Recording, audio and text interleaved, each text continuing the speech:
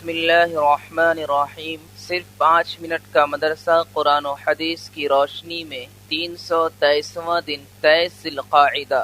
Number 1، اسلامی تاریخ۔ فن حدیث میں امام ابو حنیفہ رحمۃ اللہ علیہ کا مقام۔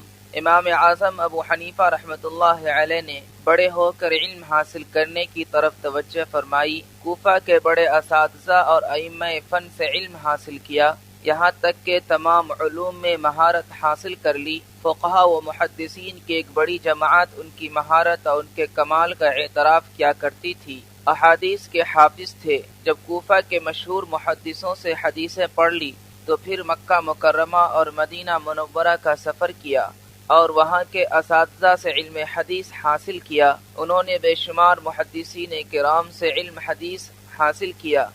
علامہ ذہبی رحمۃ اللہ علیہ فرماتے تھے، امام ابو حنیفہ رحمۃ اللہ علیہ حدیث کے ماہر تھے۔ ان کا شمار حفاظ حدیث میں ہوتا تھا۔ احادیث کے باب میں بھی امام ابو حنیفہ رحمۃ اللہ علیہ نے نمایاں کارنامہ انجام دیا ہے۔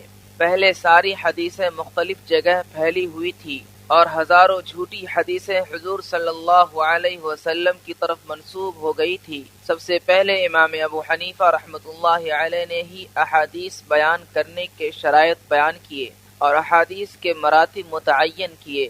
راویوں کے حالات اور ان کی حیثیت سے وہ خوب اچھی طرح واقف تھے۔ اسی وجہ سے امام ابو یوسف رحمۃ اللہ علیہ فرماتے تھے کہ امام ابو حنیفہ رحمۃ اللہ علیہ مجھ سے زیادہ صحیح حدیثوں کو جاننے والے ہیں۔ نمبر 2، اللہ کی قدرت۔ شہد کا کارخانہ۔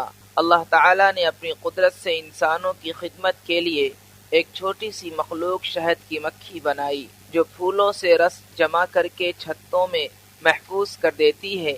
اللہ تعالیٰ نے اس چھوٹی سی مکھی کو کیسا ہنر دے رکھا ہے کہ وہ اپنے رہنے کے لیے جو چھتا بناتی ہے اس میں چھوٹے چھوٹے خانے ہوتے ہیں اور ہر خانے میں 6 کونے ہوتے ہیں جو سارے کے سارے ایک ہی سائز کے ہوتے ہیں، اور وہ پھولوں کے رس لا کر انہی خانوں میں جمع کرتی ہے۔ ذرا غور کیجئے کہ اللہ تعالیٰ نے ہمارے لیے خالص شہد پیدا کرنے کے لیے کتنا اچھا انتظام کیا ہے۔ یقیناً وہ بڑی قدرت والا ہے۔ نمبر 3، ایک فرض کے بارے میں۔ غسل کے لیے تیمم کرنا۔ قرآن میں اللہ تعالیٰ فرماتا ہے، اگر تم بیمار ہو جاؤ یا سفر میں ہو یا تم میں سے کوئی شخص اپنی طبعی ضرورت یعنی پیشاب پاخانہ کر کے آیا ہو یا اپنی بیوی سے ملا ہو اور تم پانی کے استعمال پر طاقت نہ رکھتے ہو تو ایسی حالت میں تم پاک مٹی کا ارادہ کرو یعنی تیمم کر لو۔ فائدہ، اگر کسی پر غسل کرنا فرض ہو جائے اور پانی استعمال کرنے کی طاقت نہ رکھے تو ایسی صورت میں غسل کے لیے تیمم کر کے نماز پڑھنا فرض ہے، اور تیمم کا طریقہ یہ ہے کہ پاک ہونے کی نیت سے دونوں ہاتھوں کو زمین پر مار کر چہرے پر مسح کر لیں، پھر زمین پر ماریں اور دونوں ہاتھوں پر کہنیوں سمیت مسح کر لیں۔ نمبر 4، ایک سنت کے بارے میں۔ عشاء کی نماز میں مسنون قرات۔ رسول اللہ صلی اللہ علیہ وسلم عشاء کی نماز میں والشمس وضحاها اور اسی جیسی صورتیں پڑھا کرتے تھے۔ نمبر 5، ایک اہم عمل کی فضیلت۔ ایک دن کے نفلی روزے کا ثواب۔ رسول اللہ صلی اللہ علیہ وسلم نے فرمایا، اگر کوئی شخص اللہ کے واسطے ایک دن کا نفلی روزہ رکھے اور اس کے بدلے میں اس کو ساری زمین بھر کا سونا روزانہ دیا جائے تو قیامت کے دن تک بھی اس روزے کے ثواب کا بدلہ ادا نہیں ہو سکتا۔ نمبر 6، ایک گناہ کے بارے میں۔ امام سے پہلے سر اٹھانا۔ رسول اللہ صلی اللہ علیہ وسلم نے فرمایا، کیا وہ شخص جو امام سے پہلے اپنے سر کو اٹھاتا ہے اس بات سے نہیں ڈرتا اللہ تعالیٰ اس کے سر کو گدھے کا سر بنا دے گا یا اس کی شکل گدھے جیسی بنا دے گا۔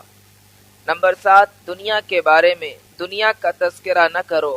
رسول اللہ صلی اللہ علیہ وسلم نے فرمایا، اپنے دلوں کو دنیا کی یاد میں مشغول نہ کرو۔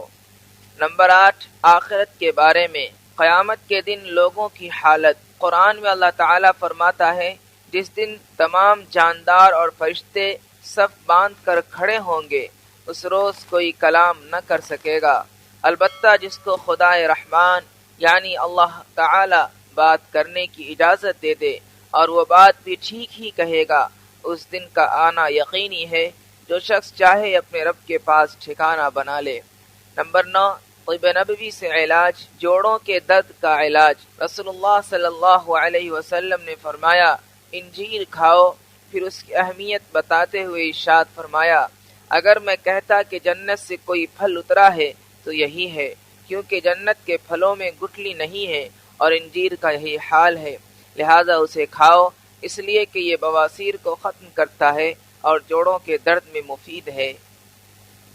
نمبر 10، قرآن کی نصیحت۔ قرآن میں اللہ تعالیٰ فرماتا ہے، تمہارے رب نے فرمایا ہے کہ مجھ سے دعا مانگو، میں تمہاری دعا قبول کروں گا۔ بلا شبہ جو لوگ میری عبادت کرنے سے تکبر کرتے ہیں وہ عنقریب ذلیل ہو کر جہنم میں داخل ہوں گے۔